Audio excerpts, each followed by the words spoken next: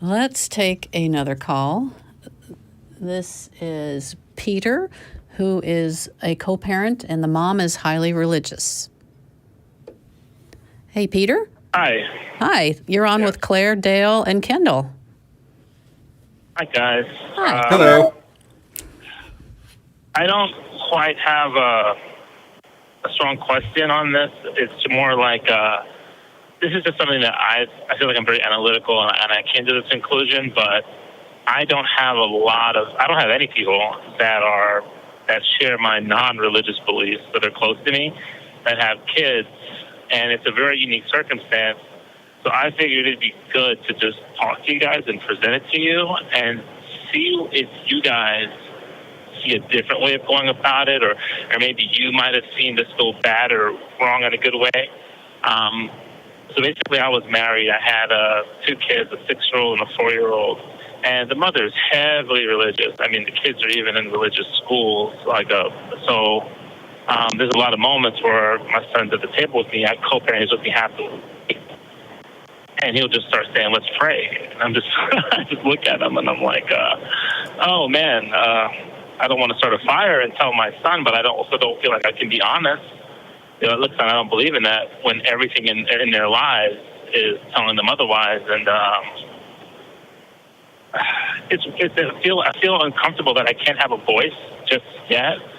So I find small ways to put it in there. And when he's older, I feel confident that I can get him to understand why that stuff doesn't make any sense. Let him think. Rather than introduce it now and cause a storm of problems with his mother. And I could not have been talking for a while. You guys just tell me what y'all think of that. That's okay. I'm just curious. Is your ex-wife aware that you're atheist? And yeah, I think when we were divorced, she had the idea that she knew that I kept telling her I was, like, hey, I don't believe in this anymore. And to make the divorce worse, I would always quote the Bible to her in order for her to just kind of like, poking a wound, like the woman should be silent when we're going to divorce, anything to just try to get her to realize it was stupid. But okay, so is the relationship still a little rocky like that, or do you have any communications with her that are positive? Like, can you introduce your kid to, say, a Unitarian Universalist church where you will meet atheists, I am pretty sure, and your child will have church time with you? And I don't know, some religious folks might not go for that. What kind of church is it? Unitarian Universalist.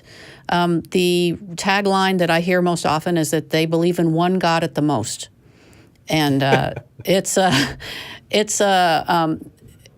basically a secular religion. Every minister I've ever met that was Unitarian Universalist was atheist. They have they have tenets that they follow, and they're all secular humanism tenets. Take care of each other, take care of the world, be kind, that sort of thing. And so if you can find that's so unique. I'm gonna put that on my phone right now. I'm sorry, right. My hands are a little tied, but I'm gonna put this in right now. Unitarian what? Sorry. Unitarian Universalist. Awesome. Okay. All right. And another church that is often doable for atheist folks is a Congregationalist. And you might be able to find, if you go on Meetup, you might be surprised to find an atheist parent meetup group. And you could just take your kids to that, and to the kids, it's just a playtime. And you get to hang out with people of like mind, and that's kind of nice. Yeah, even if you can just find... Kendall, go ahead. Okay. Even if you can just find a local atheist group that has quite a large number of members, like on Facebook is a great way to find them.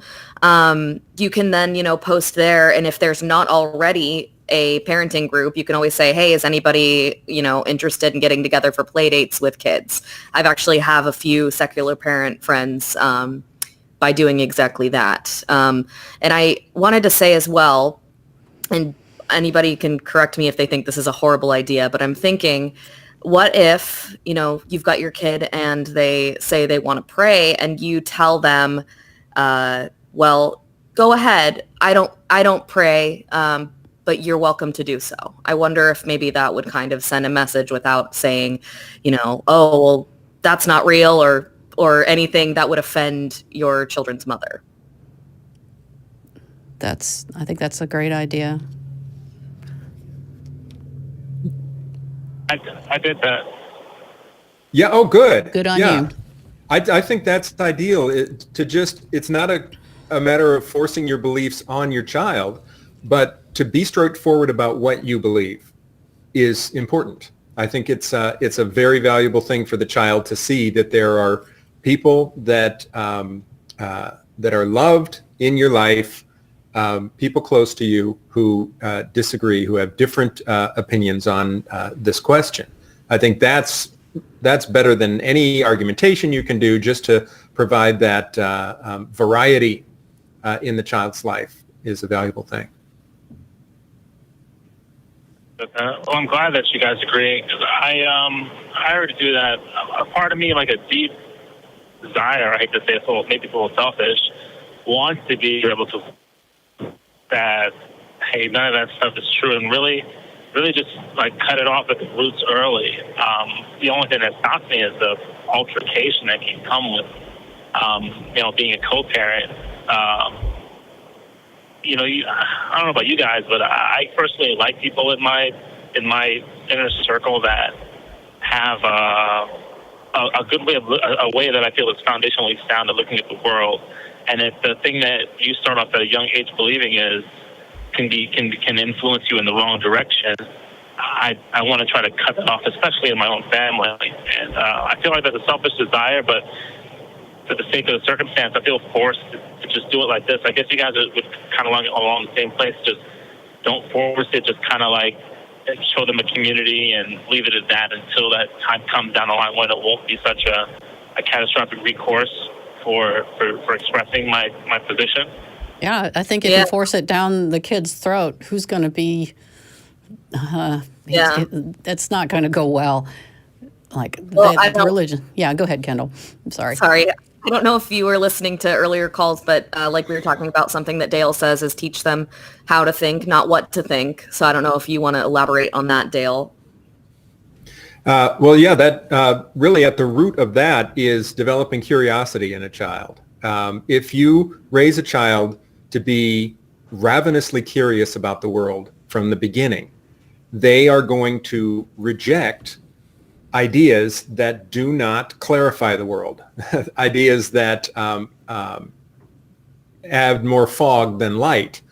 So this is the thing that from the time my kids were very young, I was looking at things. We would look at something and say, wow, look at how the pill bug, rolls up so tight. I wonder why he does that. So it's the wow first, and then the I wonder why. You don't even have to answer it in the moment, but it helps them start to see that the world is wonderful and there are answers that we can find. We can ask the questions and we can get at answers. Get them recognizing how amazing the world is and wanting to have the answers for it.